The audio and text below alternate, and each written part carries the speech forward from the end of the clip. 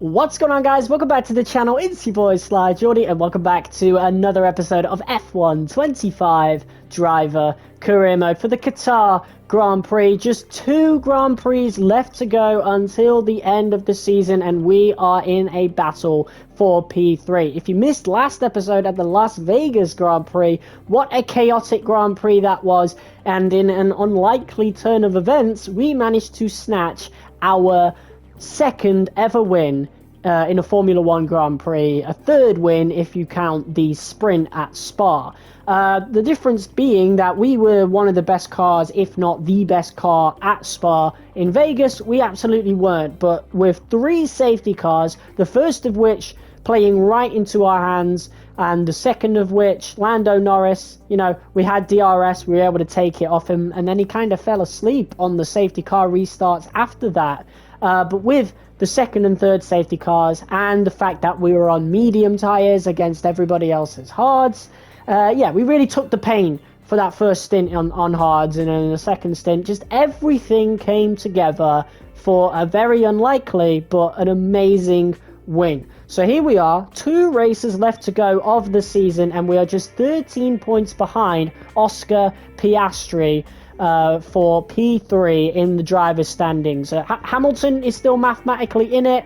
I'm not sure about Leclerc at this point. He had a really bad race last time. I don't even think he scored points. So, yeah, hopefully we can outscore Piastri on the next couple of Grand Prix. It's unlikely. He is in the McLaren, and also as of last episode, the day that I recorded it anyway, the driver ratings got updated. So Oscar Piastri at our current stage in our career mode is actually ahead of Lando Norris, even though the overall's lower. I don't know how that works, but he's actually a 91 overall as of right now. So it's going to be even harder for us to catch up to Piastri now that his rating is exactly where it should be. And our teammate has actually got a bit of an upgrade as well, 77 overall right now. Obviously he has had a pretty torrid season, a really bad season, but yeah, we'll just see what happens. You know, he's one of the only 3 drivers that hasn't scored any points, but out of those 3, Hadjar does have the best opportunity to score points. So honestly, if we ever reach an opportunity where we can help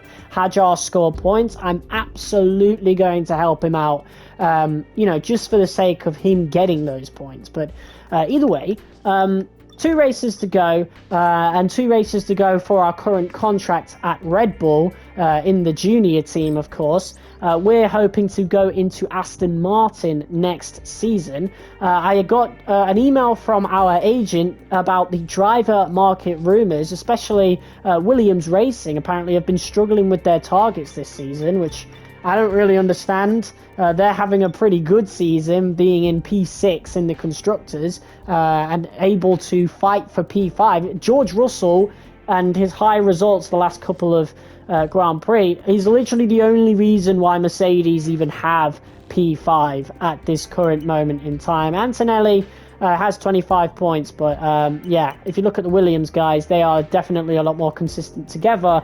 Albon got a pretty good result last time out, if I remember rightly. He definitely was pretty high up in the order last time I looked.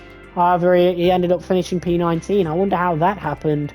That is very peculiar, because he was like in the top 6, I think, when we started. So I wonder how that happened. Either way, Qatar is a very difficult track.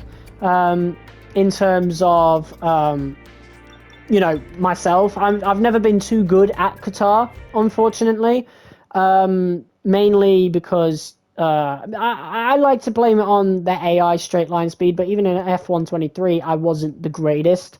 I think, yeah, it's a very difficult track to drive on. However, it is also one of the more enjoyable tracks to drive on. It just flows beautifully.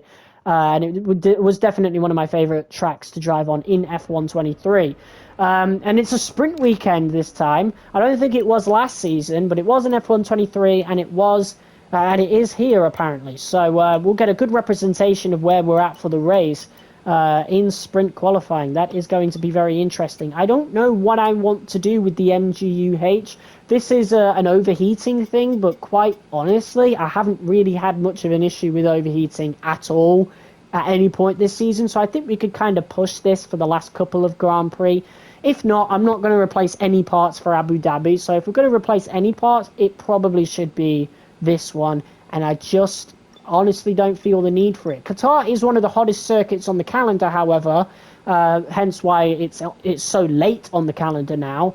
So we might have to eat our words, but yeah, I'm feeling pretty confident. We'll find out as we go into sprint qualifying for the Qatar Grand Prix. It's all about flow and pace today, qualifying in Qatar. A high-speed test that will set the grid for tomorrow's race. So welcome along. Well, here we are in Qatar for sprint qualifying. And this track, it's always been a really satisfying track to drive. It's definitely been one of my favorites ever since I personally tried it out for the first time in F1 23. But obviously since then as well, Qatar has never been the greatest track for AI balancing. They have always been a bit unbalanced around here, especially in the previous game in F1 24, and since F1 25 is pretty much following the blueprint of F1 24, you know, just with little tweaks here and there.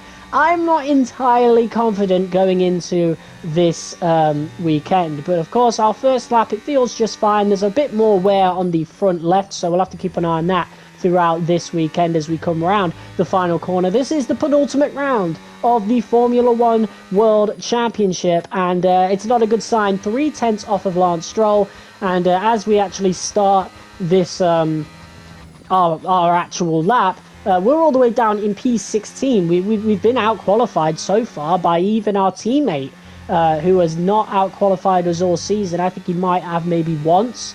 I can't recall where though, but it's definitely not a good start to the weekend. And again, as you can see, it's definitely a lot more difficult. I've not adjusted the difficulty at all since Las Vegas. It's still at around 104, and yeah, this is not a good sign at all. AI acceleration has been an issue since F1 24. It's still a bit of an issue here in this game, just nowhere near as prevalent, but still, that AI acceleration thing really hurts around Qatar. There's a lot of accelerating going on around here, more so than top speed, and not much slow corners neither. You know, it's all about acceleration around here. So the AI are at their strongest around tracks like Qatar, especially Qatar. But it's been a decent lap. It wasn't the greatest at first, but we've truly sent it throughout Sector 3 as we go around the final corner. 2/10 up. Let's see what we can do here as we go down the main straight. We're losing time though, because obviously we ran out of DRS, ERS should I say, and all that for P18. So that is a horrendous start to the weekend. We did manage to out-qualify our teammate by about a 10th, but yeah, that just goes to show the effects of not upgrading the car might also be playing a role as well. But yeah, that is really not a good start to this weekend as we now go down to the grid for the sprint.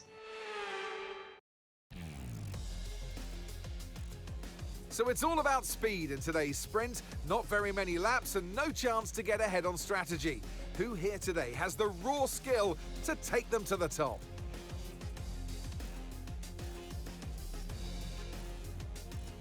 So we're back here in Losail, and this is the track map. 3.34 miles, 16 turns, and just one DRS zone out of turn 16. It's already a fast and flowing track after all. There's a good overtaking opportunity with DRS though, through the long straight and into turn 1. And alongside me today is a man who needs no introduction, but I'll try anyway. It's Ant Davidson. Well, they say that a change is as good as a rest, and whilst there's not much rest on show in the sprint format today, there's definitely a change to what we're usually seeing on the track. So we come to Qatar this weekend, and what's the word I'm looking for when I think about the middle part of this track? Relentless. The whole track's relentless. It's predominantly built to be a motorbike circuit. For an F1 car, that means a lot of G-force. It's hot here, it's humid this time of the year that we come to in Formula One, and this puts pressure on the drivers. It also puts pressure on the car and the demands of the tyres. So it's a brutal circuit.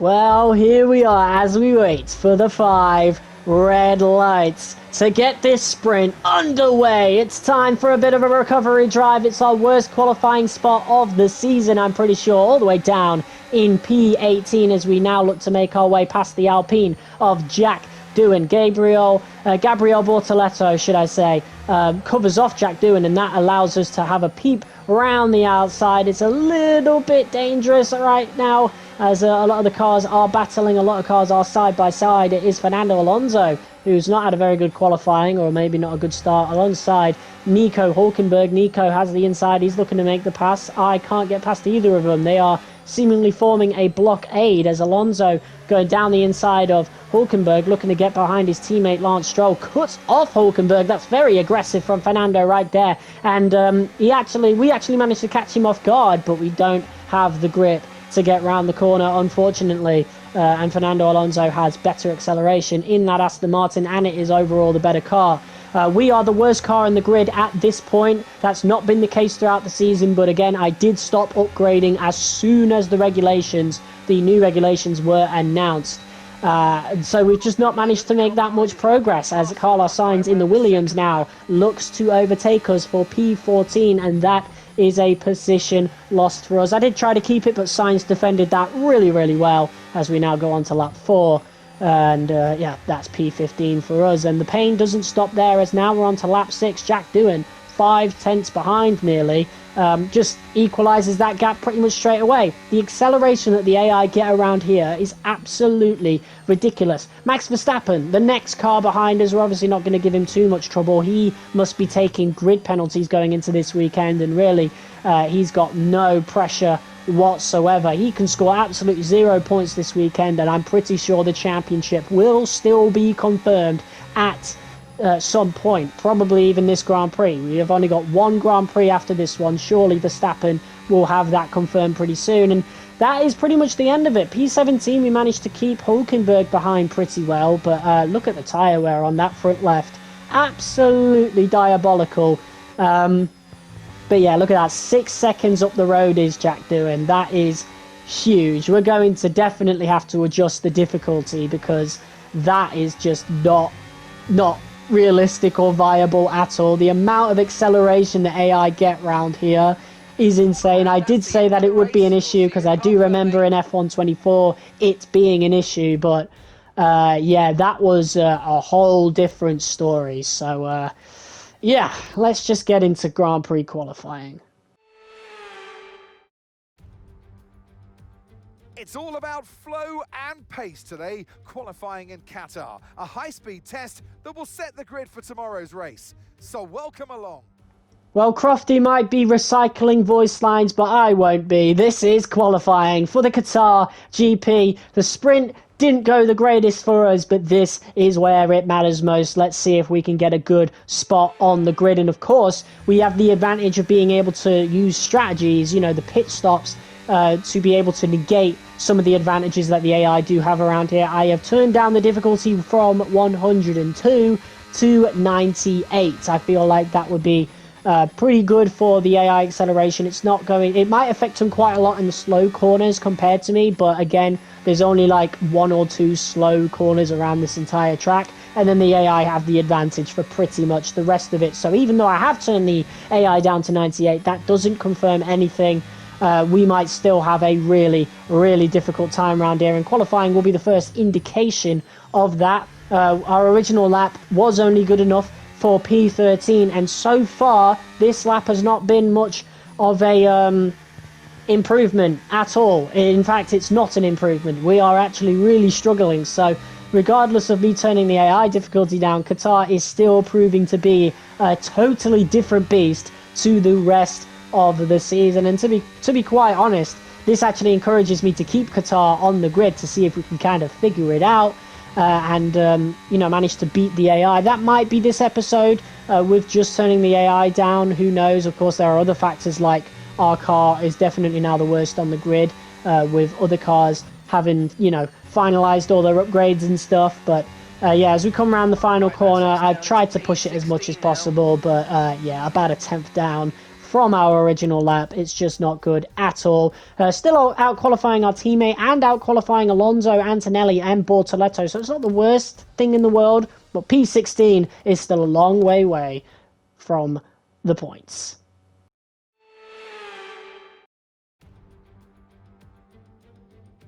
Welcome back to Qatar and the Lusail International Circuit, a track that has a long history for two-wheeled motorsport action. But tonight, it's the four wheels of F1 that are back, and Lewis Hamilton going for another win here. We're back here in Lusail for a track that's 3.34 miles long. There are 16 turns around its unique three-prong shape and just a single DRS zone out of turn 16. It's fast and it's flowing, and there's a good overtaking opportunity with DRS down the long straight and into turn 1. Let's run you through the driver grid order for today's exciting race. Oscar Piastri lines up on pole position, and starting next to them is George Russell. Looking down the rest of the grid, we have Norris, Sainz, Esteban Ocon and Albon, Gasly, Leclerc, Behrman and Max Verstappen, Stroll, the rookie, Fernando Alonso and Hülkenberg, Antonelli, Tsunoda and Sir Lewis Hamilton and Jack Doohan. Hadjar and Gabriel Bortoleto rounds off the grid. And with lights out just moments away, it's time to go down to the track. And alongside me here today in the commentary box, Anthony Davidson. And let's talk momentum with this driver. What a sprint it was. They start at 0 once again for today, but with a huge amount of confidence, surely. Well, they'll definitely be glad that there's not a sprint race today. Let's face it, the sprint couldn't have gone much worse, but what we're looking for today is a reaction. So we come to Qatar this weekend, and what's the word I'm looking for when I think about the middle part of this track? Relentless. The whole track's relentless. It's predominantly built to be a motorbike circuit. For an F1 car, that means a lot of G-force. It's hot here, it's humid this time of the year that we come to in Formula One, and this puts pressure on the drivers. It also puts pressure on the car and the demands of the tyres. So it's a brutal circuit. Okay, see if you can gain some early positions on the first lap. This is going to help us get another points finish. Well, here we are at the strategy screen. I decided to go with the softs. I want to make some progress pretty quickly. We are starting in P12 due to some grid penalties, so there's the game throwing us a little bit of a bone right there as we look to start in between the two Aston Martins. That is the car we're going to be in next season. That one specifically driven by Lance Stroll will be in that seat. This is Lance Stroll's second to last race in Formula One, it seems. We'll see what happens. Anything can happen in the world of Formula One and in the F1 game. But yeah, we're going to look to start on the softs, then we're going to go on the hards to the mediums, but eventually I did switch it to softs, mediums, as you'll see why as this race gets underway. Piastri will lead us away, but it's not a great start for him as Lando Norris is already looking to get past him. George Russell in the Mercedes takes the lead as Carlos Sainz, look at that, makes it 3 wide. Carlos Sainz could be taking the lead of this Grand Prix, and it is Norris going round the outside of both of them. What a move from Lando Norris as we look to get past Lance Stroll. We're up into P11. It's been a horrendous start from Max Verstappen, it seems, as we make our way past Lance Stroll and look to now settle behind the Haas of Oliver Behrman, who's had a great, maybe not a great qualifying, but maybe got seriously lucky with the grid penalties as, I really misjudge that corner right there and have to take evasive maneuvers, but luckily we have enough grip on the exit to actually still take the position from Behrman. That wasn't my original plan, but I will take it as we are now up into P9. So we've got to make some of these moves as quickly as possible as we now trail Charles Leclerc, who's looking to get past the Alpine of Pierre Gasly. Again, we want to make these moves as quick as possible. We know how quickly the softs wear out if the sprint was anything to go by.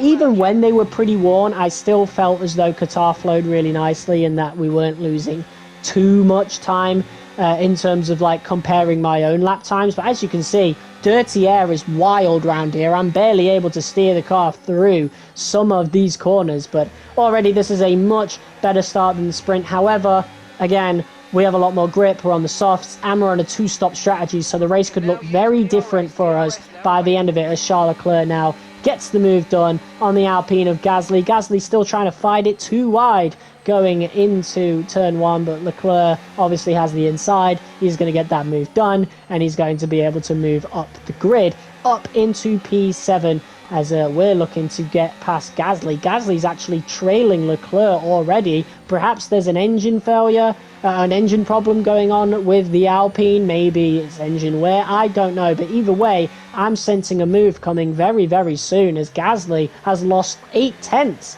to Charles Leclerc already, and that exit was absolutely horrendous. So I'm going to make the move in a very unorthodox spot. I can't recall any time where I've made a move in that particular corner, but Gasly is looking horrendously slow. That must be engine wear, surely, because yeah, he's looking pretty rough right now. And nothing's really happening. We skip on to lap 4, we're still in P8. Pretty much nothing happened from there. Behrman was able to get the move on Gasly. Stroll's looking to get the move on Gasly, if you looked in the background there as well. Verstappen will be getting past him at some point, as will Alonso, and probably the rest of the drivers, because Gasly is looking seriously slow. But for us, it's turning into a bit of a lonely race, which is fine by me. If we've got clean air in front of us, that means these softs last a lot longer than we even need them to. We're aiming for lap 9, but we'll see how the tyre wear goes. We'll see how the race situation goes, whether or not we pit earlier or maybe even later. Of course, we know how worn the tyres are at lap 10, so I doubt we'll go past lap 9, to be quite honest, and in fact we don't.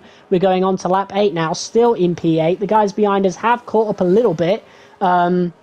Stroll still ahead of Verstappen. Gasly has fallen all the way down to P15, so he's definitely got a big engine issue. He'll be really, really frustrated at that. But yeah, it's been a really good first stint for us. Pretty lonely, though. We weren't able to keep up with the top 7, so hopefully our second stint has us gained some time on those guys. But yeah, they have DRS on each other as well, which makes it even more difficult for us to make any sort of inroads towards catching up. So yeah, this is the best we could do in this first stint as we slow the car down and enter the pit lane. So yeah, already going a lot better than the sprint, and of course since we've got tyre changes in the full Grand Prix, this is definitely going to end up being better than what we did in the sprint, as the pit crew does a good job. We're on to the mediums, as we will be for the rest of the Grand Prix. However, this is only our second stint. We'll be going on to a third stint, a second set of medium tyres later on. We come out in P20, last place, because we're pitting before everybody else. There are other people on the softs who are going to go a little bit longer, but I felt as though the softs had kind of outlived their usefulness, and it was time to go on to the mediums. So going on to lap 13 now, overtaken a bunch of cars already, but yeah, none of them out on track, all to do with the pits. But we come out into P7, so we've definitely undercut some of the guys that we wanted to. Again, this is only second stint. This is not our true track position. I have no idea where that's going to be. But we ended up being out in front of Charles Leclerc. It's not going to be long, though, and I know he's going to overtake me on this straight. I'm not going to fight him at all. He is definitely on a way different strategy to us. There might have been a chance that we could have chased him when the Grand Prix started, but since then Leclerc ended up well in front of us. He's on much, much, much fresher tyres. I'm not going to fight him at all, and instead I think trying to keep up with him and perhaps getting some DRS off of him might be a much, much better idea, as we go on to lap 17 now. And yeah, we're still keeping up with Leclerc pretty well. Max Verstappen is the car behind us. Everybody else around us is on the hards. They'll be going till the end of the Grand Prix, so I highly, highly doubt we'll be anywhere near these guys by the end of the Grand Prix. We'll see, though, as Max Verstappen gets closer and closer towards us. I'm not going to fight him too much if he gets close enough, but to be fair, we're doing really well in keeping up with Leclerc with these worn mediums. We're getting pretty close towards our pit lap. Actually, this is our pit lap, so I'm not really going to slow down to let Max pass. There's no real point in that because I'll be pitting anyway. But this stint has been pretty good, up into P5 with the mediums, and hopefully with the DRS that we got from Leclerc, we'll have gained a lot of time. But up in front of Leclerc is George Russell, 7 seconds ahead, and I have no idea where the two McLarens are dominating this Grand Prix. as we now look to do the last few corners of our second stint. So our third stint is going to be the most important, and we will have to make some overtakes out on track if we can catch up to anybody again. It might feel like a good stint, it might look like a good stint, but to be quite honest with you guys, this race just completely felt like a mystery to me. After the sprint, I had absolutely no confidence, even having turned down the AI. It really didn't seem to do all that much for their overall acceleration. It just helped me in terms of the corners, and felt a bit more like the rest of the season that we've done at a 102 difficulty. But look at this now, coming out of the pits, we're going to be just behind Jack Doohan in the Alpine in P16. So we're ahead of Isaac Hadjar. Gasly is really far behind. That must be engine wear. There's no real, he is really far behind, even 5 seconds behind Hadjar. So it must be a really worn engine. We'll see in Abu Dhabi whether or not that is the case. Maybe it might be an engine issue, but we move on to lap 19 now, finally catching up to Jack Doohan. Our teammate Hadjar unfortunately has an engine failure. Gasly 7.5 seconds behind, 7.8 seconds behind, as we now look to finally make our first legitimate overtake of the entire Grand Prix, if you don't count lap 1, or at least, I guess the overtake on Gasly, but I don't really count that as legitimate. He's clearly dealing with car issues, so this is our first proper one without any help of lap 1 slowdowns, and it's only for P14, so it just goes to show just how much of a nightmare weekend this has been for us. But to be quite honest with you, it is already shaping up to be better than whatever the hell Silverstone ended up being, because we are making some progress here. We are the quickest car on track, down to the tyres of course, but that's still the fastest lap. That's still something to show for it. It's not a point or anything, but it is something to show for it. As we now look to catch up to Nico Hulkenberg. It does take us about 5 laps, as we're now on lap 24. We have much fresher tyres, but as you can see, we are still struggling to kind of keep up with Hulkenberg, and again, that's completely down to AI acceleration. It is crazy around here. So definitely going to be running 98 AI for the foreseeable future around Qatar, that is for sure, as we now come round the final corner onto the main straight, going on to lap 25 now. We got DRS, we only have a little bit of ERS, but it might just be enough to make the move on Hulkenberg. We dummy to the right, switch to the left, and go around the outside to get past the Kick Sauber. And now we look to see if we can make up 4 seconds. I know Antonelli isn't far behind P10. In fact, he isn't far behind at all. So points paying positions are just under 5 seconds ahead. It really doesn't matter anyway as we come down to the penultimate lap. Antonelli and Sainz are fighting, so there might be a chance, but unless they're really getting in the way of each other, I don't think we'll be scoring points at all. But maybe, just maybe, we'll have something else to show for it as we go against our Red Bull senior counterpart in Yuki Tsunoda in the Red Bull. He's had a good season compared to real life, but definitely not enough. Not from what Red Bull need from him. They definitely would have rather I had been in that seat. But whatever, it is what it is. As we are now looking to chase down Yuki Tsunoda. Of course, he has the big advantage of this acceleration, as you can see right now, but we have the advantage of being able to have a lot more grip in the corners, and we managed to tear that time right back, just as we've been able to do for the past several laps.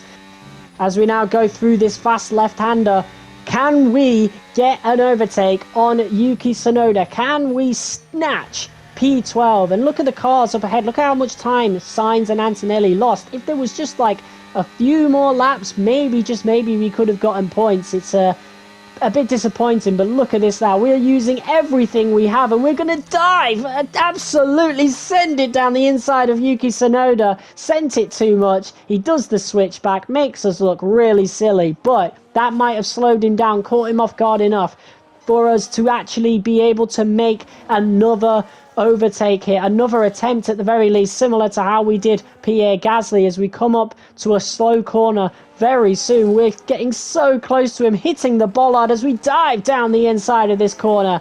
And look at this, side by side, as we just about managed to get the position, get the overtake done on Yuki Tsunoda. So at least we have something exciting to show for it. Definitely a lot more than a weekend like Silverstone, that's for sure. But yeah, Qatar proved to be a bit of a nightmare weekend. Definitely the most difficult track on the calendar that we've tried this year. Abu Dhabi might be a nightmare. I highly doubt it. Because Qatar, I kind of see why it's so difficult given the issues that we have with the AI. But honestly, it's not the worst thing in the world. And if we had a better car, perhaps we could have scored points. We'll have to see what happens around Qatar next season. But for this race, we're going to come home in P12. Lando Norris wins the Grand Prix.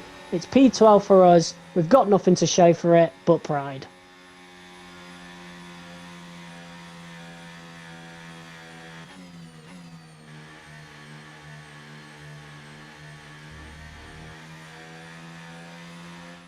And so the celebrations begin, and well-earned they are indeed.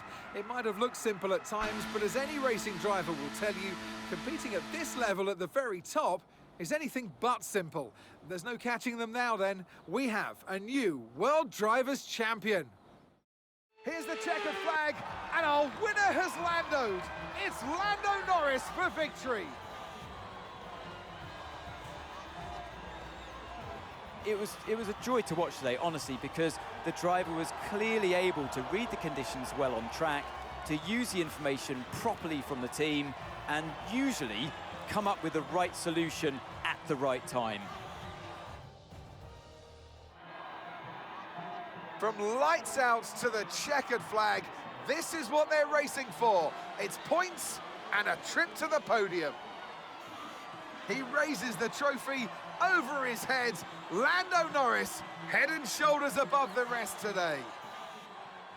Well, Lando Norris might be lifting the trophy for the Qatar Grand Prix, but Max Verstappen officially confirmed as the champion. He's had a really torrid time of it the last few races, but again, he was just so far ahead in points that it really didn't matter at the end of the day. And I think Max Verstappen managed to score points today, which confirmed that he won the championship. He managed to get up into P5, so pretty impressive.